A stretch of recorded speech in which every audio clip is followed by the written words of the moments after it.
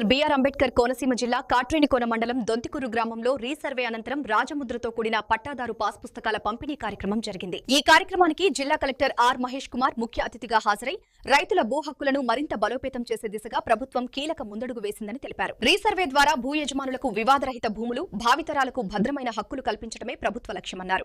కొత్త పాస్ పుస్తకాలు eKYC QR code తో పారదర్శకంగా అందిస్తున్నామని, గ్రామ సభల ద్వారా ప్రతి నెల మొదటి వారంలో పంపిణీ జరుగుతోందని వెల్లడించారు. రైతులకు భూ సమస్యలు లేకుండా చూడటం ప్రభుత్వ ప్రథమ కర్తవ్యమని, తప్పులు సరిదిద్దుతూ ఉచితంగా సేవలు అందిస్తున్నామని చెప్పారు. రాష్ట్ర ప్రభుత్వం రీసర్వే ప్రక్రియను విజయవంతంగా పూర్తి చేసి భూ హక్కులను భద్రంగా నమోదు చేస్తోందని కలెక్టర్ పేర్కొన్నారు. ఈ కార్యక్రమంలో తహసీల్దార్ రవికిరణ్, ఎంపీడీఓ రాజేశ్వరరావు, సర్పంచ్ ఈశ్వరి, మత్స్యకార సంఘం డైరెక్టర్ నాగిడి నాగేశ్వరరావు, ఆర్ఏ విశ్వనాథం తదితరులు పాల్గొన్నారు. 438 అట్లీస్ట్ బై టుడే ఈవినింగ్ ఈ 438 మంది ఈకేవైసీ చేయగలిగితే ఫిబ్రవరి 1st వీక్ డిస్ట్రిబ్యూషన్ స్టార్ట్ అవుతుంది.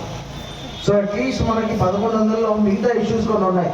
కొన్ని మ్యూటేషన్స్ అప్లై చేసుకున్నారు, కొంతమంది తప్పులు ఉన్నాయని పెట్టారు, కొన్ని జాయింట్ ఎల్పిఎంస్ ఉన్నాయి.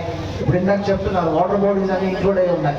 సో వాటర్ బాడీస్ కూడా కొంచెం ప్రాపర్గా మీ కోఆర్డినేషన్తో రెవెన్యూ డిపార్ట్మెంట్ స్టాఫ్తో, సర్వే డిపార్ట్మెంట్ స్టాఫ్తో కోఆర్డినేట్ చేసుకుంటే ఆ జాయింట్ ఎల్పిఎంస్ని ప్రాపర్గా సబ్ డివైడ్ చేయడం జరుగుతుంది.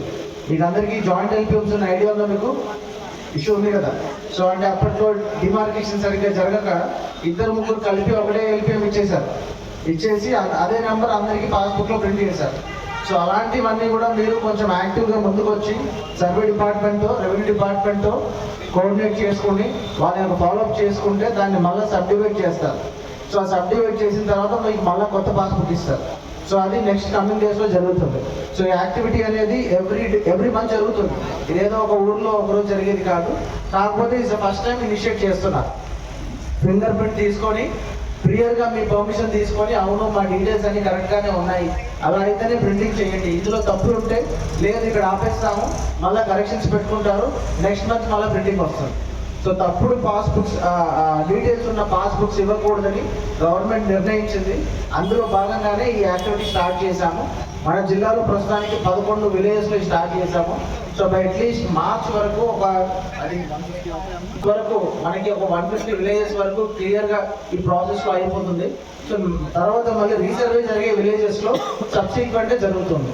సో ఇప్పుడు మీ విలేజ్ ఆల్రెడీ రీసర్వే విలేజ్ జరిగిపోయింది కాబట్టి ఒక 5 విలేజెస్ అయిపోయాయి మండలంలో. సో ఏ విలేజెస్ ఉన్నాయి ఇంకా?